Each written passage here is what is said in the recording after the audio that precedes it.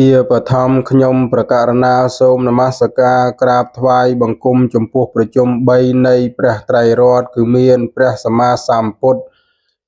ព្រះសទ្ធាមនិងព្រះអរិយសង្ឃដោយសេចក្តីគោរពជ្រះថ្លាដល់ក្រៃលែងប្រសើរពងពោះលើសលោកនិងសពកាល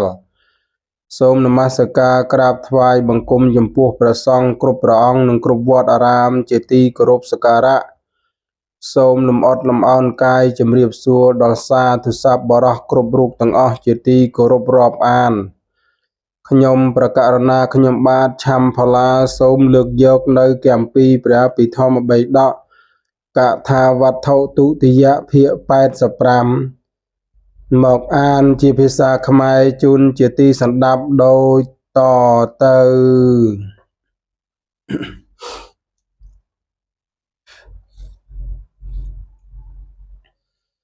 ទំព័រទី361លេខ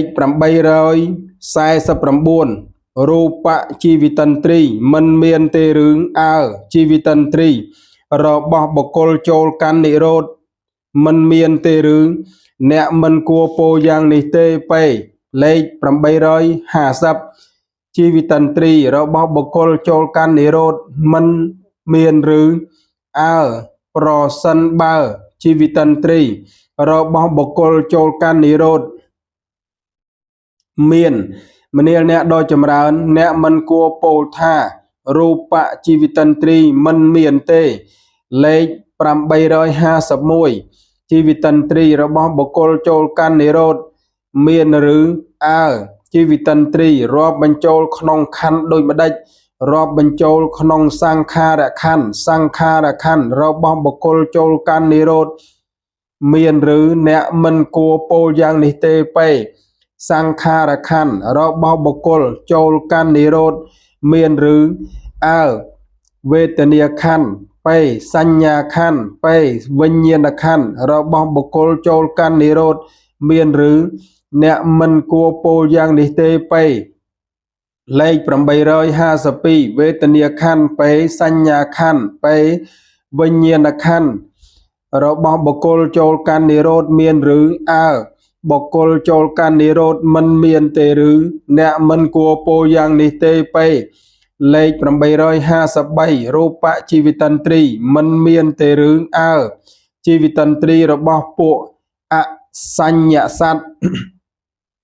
មិនមានទេឬអ្នកមិនគួរពោលយ៉ាងនេះទេពេជីវិតន្ត្រីរបស់ពួកអសញ្ញសត្វមានឬអើប្រសិនបើជីវិតន្ត្រីរបស់ពួកអសញ្ញសត្វមានមនាលអ្នកដ៏ចម្រើនអ្នកមិនគួរពោលថារូបជីវិតន្ត្រីមិនមានទេលេខ854ជីវិតន្ត្រីរបស់ពួកអសញ្ញសត្វមានឬអើជីវិតន្ត្រីរាប់បញ្ចូលក្នុងខណ្ឌដូចម្ដេចរាប់បញ្ចូលក្នុងសង្ខារខណ្ឌរបស់ពួកអសញ្ញសត្វមានឬអ្នកមិនគួរពោលយ៉ាងនេះទេពេសង្ខារខណ្ឌរបស់ពួកអសញ្ញសត្វមានឬអើវេទនាខណ្ឌពេសញ្ញាខណ្ឌពេវិញ្ញាណខណ្ឌរបស់ពួកអសញ្ញសត្វមានឬអ្នកមិនគួរពោលយ៉ាងនេះទេពេវេទនាខណ្ឌពេសញ្ញាខណ្ឌពេវិញ្ញាណខណ្ឌរបស់ពួកអសញ្ញសត្វមានឬអើគឺបញ្ចវោការភពឬអ្នកមិនគួរពោលយ៉ាងនេះទេពេលេខ855ជីវិតន្ត្រីតាំងឡើងដោយចិត្តដែលកំពុងស្វែងរកកំណើតកាលចិត្តដែលកំពុងស្វែងរកកំណើតបែកធ្លាយទៅជីវិតន្ត្រីជាចំណែកបែកធ្លាយទៅឬអើផាសៈតាំងឡើងដោយចិត្តដែលកំពុងស្វែងរកកំណើតកាលចិត្តដែលកំពុងស្វែងរកកំណើតបែកធ្លាយទៅផាសៈជាចំណែកបែកធ្លាយទៅឬអ្នកមិនគួរពោលយ៉ាងនេះទេពេលេខ856ផាសៈតាំងឡើងដោយចិត្តដែលកំពុងស្វែងរកកំណើតកាលចិត្តដែលកំពុងស្វែងរកកំណើតបែកធ្លាយទៅផាសៈឥតសេសសល់បែកធ្លាយទៅឬអើជីវិតន្ត្រីតាំងឡើងដោយចិត្តដែលកំពុងស្វែងរកកំណើតកាលចិត្តដែលកំពុងស្វែងរកកំណើតបែកធ្លាយទៅជីវិតន្ត្រីឥតសេសសល់បែកធ្លាយទៅឬអ្នកមិនគួរពោលយ៉ាងនេះទេពេ លេខ857ជីវិតន្ត្រីមាន2ឬអើសត្វរស់នៅដោយជីវិត2ស្លាប់ទៅដោយមរណៈ2ឬអ្នកមិនគួរពោលយ៉ាងនេះទេពេចប់ជីវិតន្ត្រីយកថាកម្មហេតុកថាលេខ858ព្រះអរហន្តសាបសូន្យចាអរហត្តព្រោះហេតុនៃកម្មឬអើដាក់សោតាបញ្ញបុគ្គលសាបសូន្យចាសោតាបតិផលព្រោះហេតុនៃកម្មឬអ្នកមិនគួរពោលយ៉ាងនេះទេពេព្រះអរហន្តសាបសូន្យចាអរហត្តចាព្រះអរហត្តព្រោះហេតុនៃកម្មឬអើសកតាគាមិបុគ្គលពេអនាគាមិបុគ្គលសាបសូន្យចាអនាគាមិផលព្រោះហេតុនៃកម្មឬអ្នកមិនគួរពោលយ៉ាងនេះទេពេលេខ859សោតាបញ្ញបុគ្គលមិនសាបសូន្យចាសោតាបតិផលព្រោះហេតុនៃកម្មទេឬអើព្រះអរហន្តមិនសាបសូន្យចាព្រះអរហត្តព្រោះហេតុនៃកម្មទេឬអ្នកមិនគួរពោលយ៉ាងនេះទេពេសកតាគាមិផលពេអនាគាមិបុគ្គលសកតាគាមិបុគ្គលពេអនាគាមិបុគ្គលមិនសាបសូន្យចាអនាគាមិផលព្រោះហេតុនៃកម្មទេឬអើព្រះអរហន្តមិនសាបសូន្យចាព្រះអរហត្តព្រោះហេតុនៃកម្មទេឬអ្នកមិនគួរពោលយ៉ាងនេះទេពេលេខ860ព្រះអរហន្តសាបសូន្យចាព្រះអរហត្តព្រោះហេតុនៃកម្មឬអើសាបសូន្យ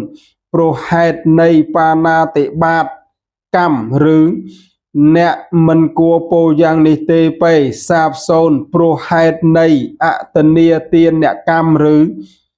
អតនីទានកម្មពេព្រោះហេតុនៃកាមេសុមិច្ឆាចារកម្មព្រោះហេតុនៃមុសាវាទកម្មព្រោះហេតុនៃបិសុណាវាចាកម្មព្រោះហេតុនៃភរុសវាចាកម្ម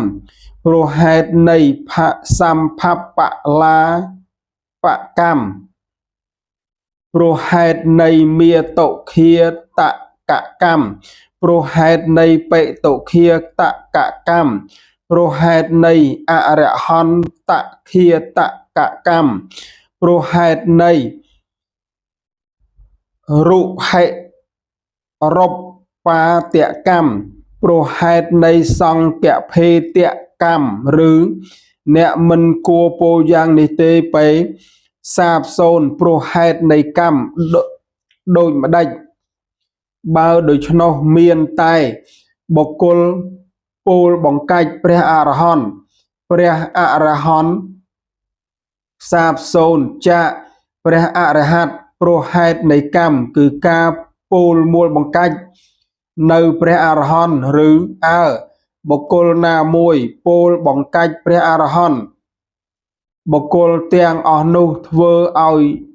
ជាក់ច្បាស់នៅព្រះអរហន្តបានឬអ្នកមិនគួរពោលយ៉ាងនេះទេពេចប់កម្មហេតុកថាចប់អដ្ឋមវៈឧទានៈនៃអដ្ឋមវៈនោះគឺនិយាយអំពីគតិ6យ៉ាង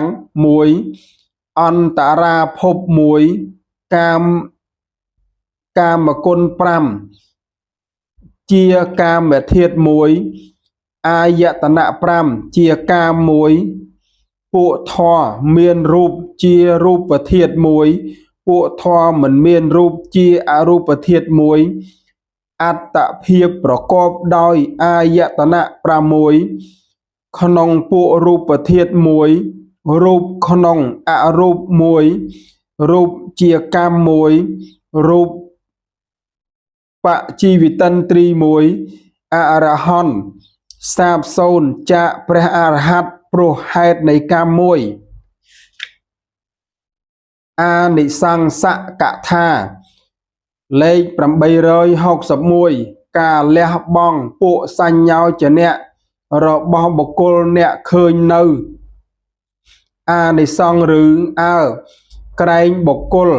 កាលធ្វើទុកក្នុងចិត្តនៅសង្ខារទាំងឡាយថាជារបស់មិនទៀង